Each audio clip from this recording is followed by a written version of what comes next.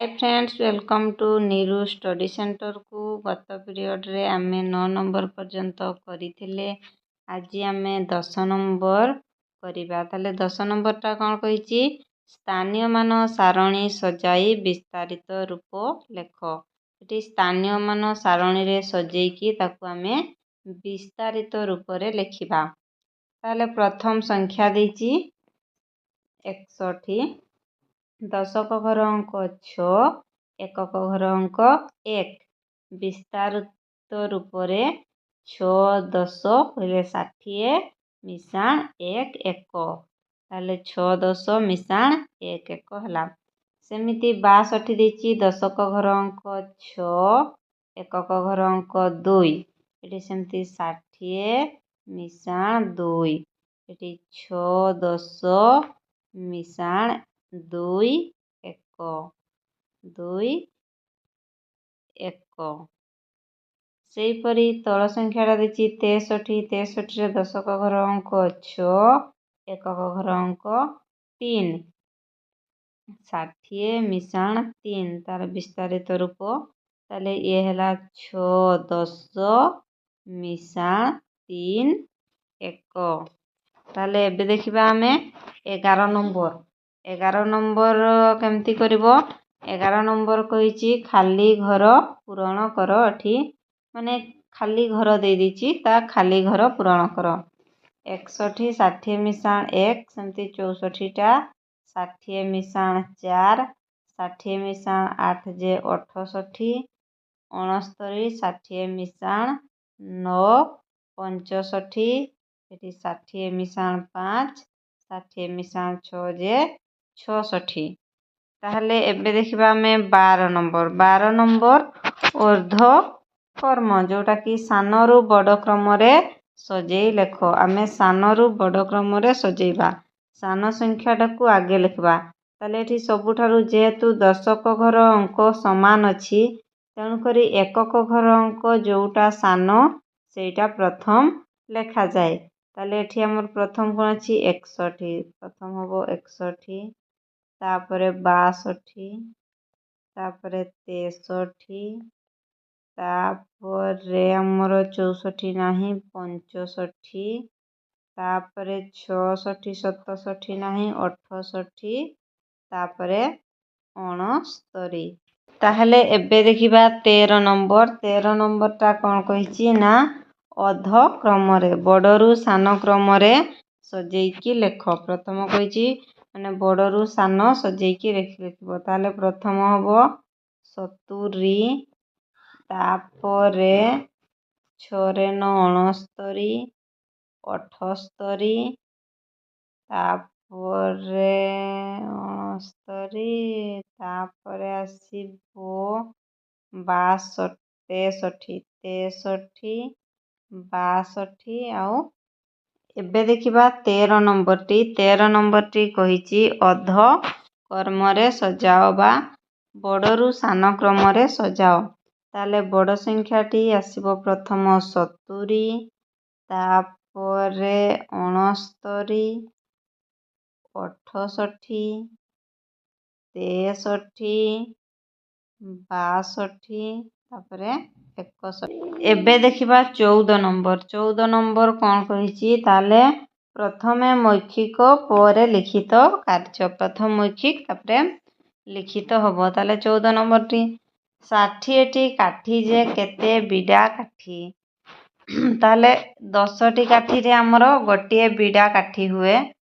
सेबड़ा 60 T काठी रे केते बिडा काठी हेबो। ताले एठी 6 बिडा काठी हेबो। 65 काठी जे केते बिडा काठी केते काठी। 6 बिडा काठी आउ 5 टी काठी। 6 बिडा 8 टी काठी जे केते काठी। 6 बिडा जे 60, 8 टी जे 68। ताले 64 रो परवर्ती 4टी संख्या लेख। 64 रो परवर्ती 64 पर आसीबो हमर 65, 66, 67 आउ 68। माने 4टी संख्या तार हबो 68। तापरे 64ର ନିକଟତମ କେଉଁ ସଂଖ୍ୟାର ଏକକ ସ୍ଥାନରେ 8 ଅଛି? 64ର ନିକଟତମ କେଉଁ ସଂଖ୍ୟା? 68ରେ ଏକକ ସ୍ଥାନରେ 8 ଅଛି। ତାହେଲେ 69ର ପୂର୍ବବର୍ତ୍ତୀ 4ଟି ସଂଖ୍ୟା ଲେଖ। 69ର ପୂର୍ବବର୍ତ୍ତୀ ସଂଖ୍ୟା 68, 67, 66 ଆଉ 65। 69ର ନିକଟତମ କେଉଁ ସଂଖ୍ୟା? 69ର ନିକଟତମ କେଉଁ ସଂଖ୍ୟାରେ ଏକକ ସ୍ଥାନରେ 5 ଅଛି? କେଉଁ ସଂଖ୍ୟାରେ ଅଛି? 6ରେ 5 65ରେ ଅଛି। 68ର ନିକଟବର୍ତ୍ତୀ ଦୁଇଟି ସଂଖ୍ୟା ଲେଖ। 68ର ନିକଟବର୍ତ୍ତୀ, ତାର ନିକଟରେ ସଂଖ୍ୟା ଦୁଇଟା କୋଉଟା? ଗୋଟେ ହେଉଛି 67 ଆଉ ଗୋଟେ ହେଉଛି 69। 65ର ନିକଟବର୍ତ୍ତୀ 4ଟି ସଂଖ୍ୟା ଲେଖ। 65ର ହେଉଛି 66, 67, 68, 69। 63ରେ 6ର ମୂଲ୍ୟ କେତେ? 63ରେ 6ର ମୂଲ୍ୟ କେତେ? 60। 61ରେ 1ର ମୂଲ୍ୟ କେତେ? 1। 62ର କେଉଁ ସଂଖ୍ୟାର ପୂର୍ବ ସଂଖ୍ୟା? 62ର ଯେଉଁ ସଂଖ୍ୟାର ପୂର୍ବ ସଂଖ୍ୟା ତାର ପର ସଂଖ୍ୟା କେତେ? 62 ଯେଉଁ ସଂଖ୍ୟାର ପୂର୍ବ ସଂଖ୍ୟା?